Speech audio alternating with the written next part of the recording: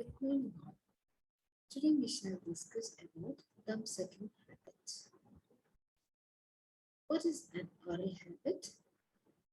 In simple terms, any repetitive behavior that utilizes oral cavity can be termed as an oral habit. These repetitive behaviors are common during childhood and most of these are benign and self-limiting. One of the most common of these early behavior is the sucking habits. These sucking habits can be classified into nutritive sucking and non-nutritive sucking. Nutritive sucking include breastfeeding and bottle feeding. Non-nutritive sucking include thumb sucking, finger sucking, pacifier sucking, etc.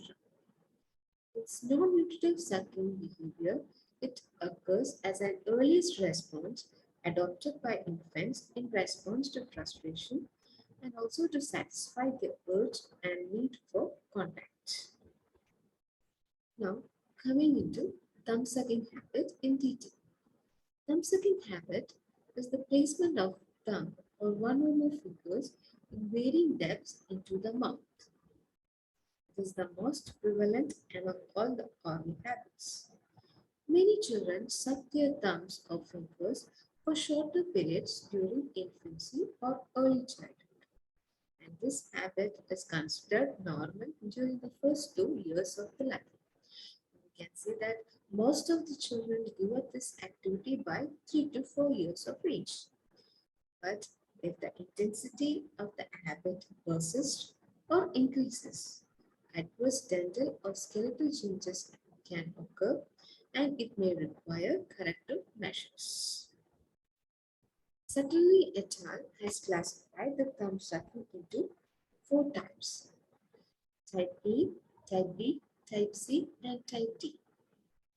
Type A is the cases in which the thumb is inserted into the mouth beyond the first joint, pressing against the palatal mucosa and alveolar tissue, and with the lower incisors in contact with the thumb. This type of thumb sucking is seen in 50% of children. Type B is that the thumb is extended into the mouth around the first joint or just anterior to it, and there is no palatal contact.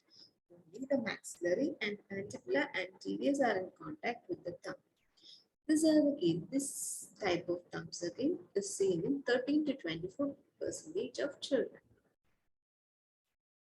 Type C is the cases in which thumb is placed fully into the mouth in contact with the palate, as in case of group 1, but without any contact with the mandibular incisors. 18% of the children shows this kind of thumb sucking habit.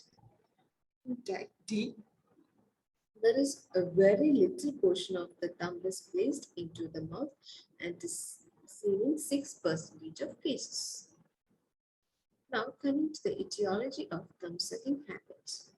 Various theories have been put forward explaining the psychology behind non-nutritive sucking. I'll be explaining a few of them. First one is the classical Freudian theory.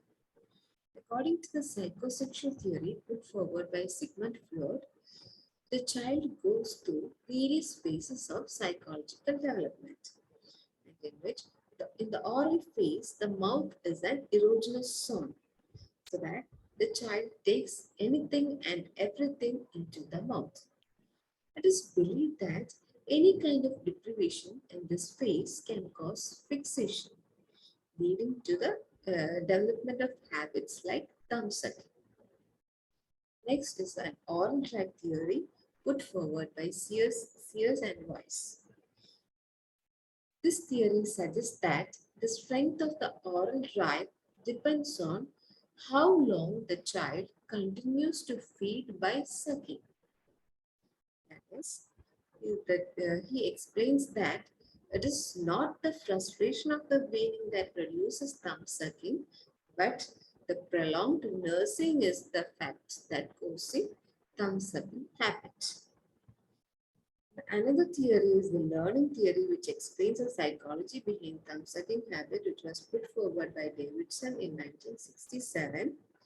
According to this theory, every non-nutritive sucking habit stems as an adaptive response, and there is no underlying psychological cause for these sucking habits. There are other some etiological factors that can be seen associated with the thumb sucking habit, and they are as follows. First one is the socioeconomic status. In high socioeconomic status group, the mother will be in a better position to feed their baby, and the baby's hunger is satisfied in a short span of time. While in a low socioeconomic group, mother is unable to provide sufficient breast milk for their baby, so that the infant suffers for a longer time and thereby exhausting his or her sucking urge. This explains why there is increased incidence of thumb sucking habit in industrialized area than rural area. Another factor is the working mother. It is seen that children of the working parents develop thumb sucking habit as a way to overcome their feeling of insecurity. The next factor is the number of siblings. More the number of children, attention given by the parents to the child gets divided. The child who is neglected by the parent may compensate his feelings of insecurity by means of this habit. Next factor is the order of the birth. Later the siblings rank in the family, greater the chance of developing an oral habit. It is also found that social adjustments and stress can also be related to the etiology of development of thumb sucking habits. Now let's see how we diagnose a case with thumb sucking habits. A detailed history should be taken, and the history should include questions regarding frequency, duration, intensity of habit, and the remedies tried to intercept the habit at home. History related to the emotional status is essential to determine because it plays an essential role to find out whether the habit is meaningful or empty. That is, if the habit is having any psychological cause or doesn't have any psychological cause. Now coming to the extraoral examination, if we examine the digits of the patient with the digit sucking habit or thumb sucking habit, it appears reddened, exceptionally clean and chapped, and with short fingernails. Such kind of thumb is described as dishpan thumb. In severe chronic thumb sucker, there will be a formation of fibrous roughened callus on the superior aspect of the finger that has been sucked. In some cases, these thumb may show ulcerations. On examining the lips and at the rest position or during swallowing, we can see that in case of chronic thumb suckers, they are characterized by short hypotonic upper lip.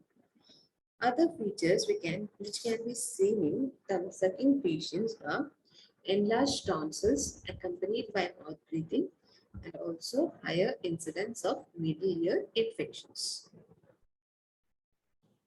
Now coming to the dental-facial changes associated with thumb sucking habit. First one is effects on maxilla. When the child places thumb or finger between the teeth, it is usually placed at an angle and the thumb is pressed against the palatal surface of maxillary incisors and lingual surface of the mandibular incisors, resulting in lengthening and anterior displacement of the anterior maxillary base, proclamation of the maxillary incisors, and flaring or spacing. Here, the patient also shows increased maxillary arch length and high palatal vault. Since the patient has proclaimed maxillary incisor, there are chances for increased trauma to the maxillary incisors. Another finding seen in the maxillary arch is the narrowing of the maxillary arch or the constriction of the maxillary arch. It occurs due to the failure of the maxillary arch to develop in width due to the imbalance in the forces between the cheek and tongue pressures. As we know, while doing a thumb sucking activity, the tongue is in a lower position so that the pressure exerted by the tongue against the upper posteriors decreases and the cheek pressure increases as the buccinator contracts during sucking. And this imbalance in pressure can create narrowing of the maxillary arch. This cheek pressure produced by the buccinator is more at the corner of the mouth, resulting in a V-shaped maxillary arch with more constriction across the canines. Effects on mandible. In mandible, mandibular inside anterior shows retroclination and there will be retrusion of mandible. Effects on interarch relationship. As we mentioned earlier, there will be proclination of maxillary anteriors and anterior placement of anterior maxilla. There will be increased overjet and decreased overbite. And due to the constriction of maxillary arch, there will be posterior crossbite. Another finding which can be seen in addition with thumb sucking habit is the open bite. It occurs as the interposed thumb sucker, the thumb hinders with the eruption of the anterior teeth and simultaneously allowing the posterior segments to over-erupt. Since the anterior teeth is hindered from eruption and the posterior segments is over-erupted, it results in the formation of open bites. Features concerning lips and tongue. There will be development of tongue thrust, lower tongue position, upper lip will be hypertonic, while the lower lip shows increased activity. Now, treatment of thumb sucking habit. According to Pinkham, there are 4 categories of treatment, which include counseling, reminder therapy, reward system, and appliance therapy. This one is the psychological therapy. Screen the patient for underlying psychological disturbances that sustain sucking habit. Since most of these sucking habit has an underlying psychological cause. If any underlying psychological cause is suspected, refer to a professional for the counseling. And another important thing which has to be implemented is creating awareness of the habits. It can be done by emphasizing existing dentofacial deformities and long-term risk of the habit and positive aspects of cessation. For this, various visual aids study models can be used. It is also important to emphasize that the emotional support and concern for the parents. The parents should not nag or shame their child for doing their habits. Such destructive approaches should be strictly avoided. Other behavioral modification techniques like positive reinforcement in form of a reward of a favorite new toy also will encourage in stopping of the habits. And the psychological therapy that can be used for interception of thumb sucking habit is the Dunlop's beta hypothesis. This is the best way to break a habit is by purposeful repetition of the habit. For doing that, the child should be asked to sit in front of a mirror and asked to suck his thumb, observing himself as he indulges in the habit.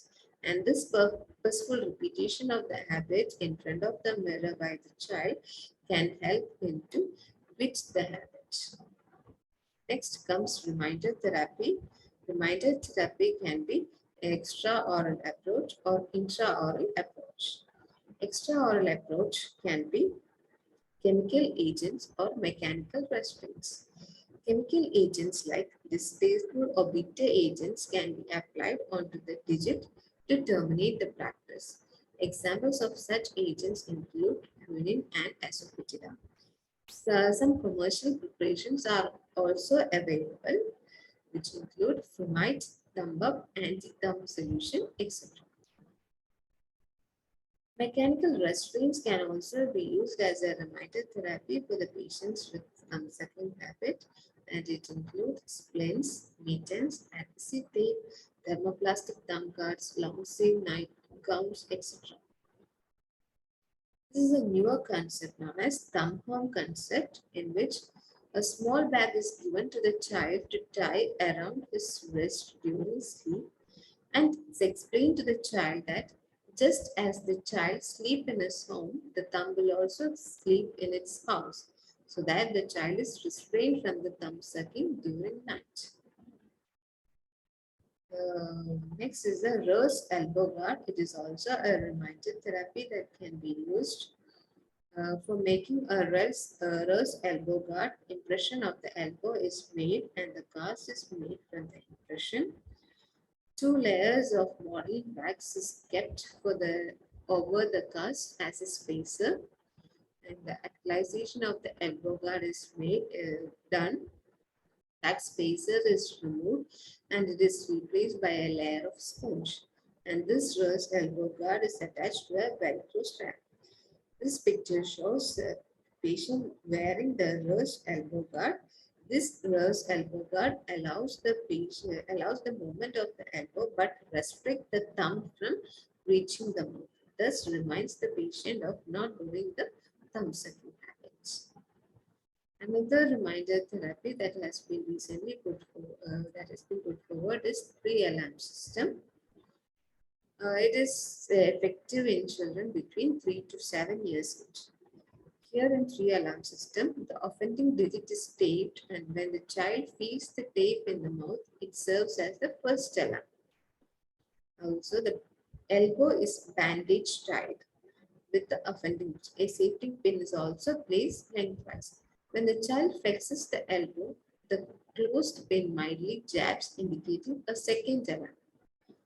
And if the patient avoids the second alarm, the bandage is tightened and the child feels some pressure and serves as a third alarm. Now coming to the intraoral approaches or mechanotherapy that can be used as a reminder therapy.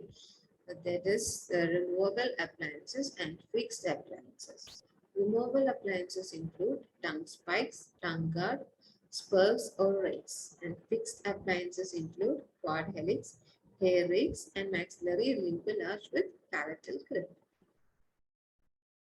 This is the removable or fixed palatal grip. It breaks the suction force of the digit on the anterior segment and reminds the patient of his habits and makes the habit a non-pleasurable one. Next is the hair rakes. It is a device or appliance with series of fence-like lines that prevents sucking. This appliance is the oral screen. It is an appliance introduced by Newell in 1912. It prevents the child from placing the thumb in the oral cavity during sleeping hours. It also redirects the muscular forces of the cheeks and lips to produce desirable effects. Another appliance is the bluegrass appliance that can be used for interception of thumb sucking habit, which was developed by Haskell. It is a fixed appliance with Teflon roller where the child is asked to roll the bead instead of sucking the thumb. A modification of this appliance can also be used, which incorporates 2 rollers of different materials instead of one. That causes the thumb to slip and fails to create a suction, thereby prevents the child to do the habit. Next is the quad helix. It is a fixed appliance which is used to expand the arch and also serves to remind the child not to place his thumb or finger.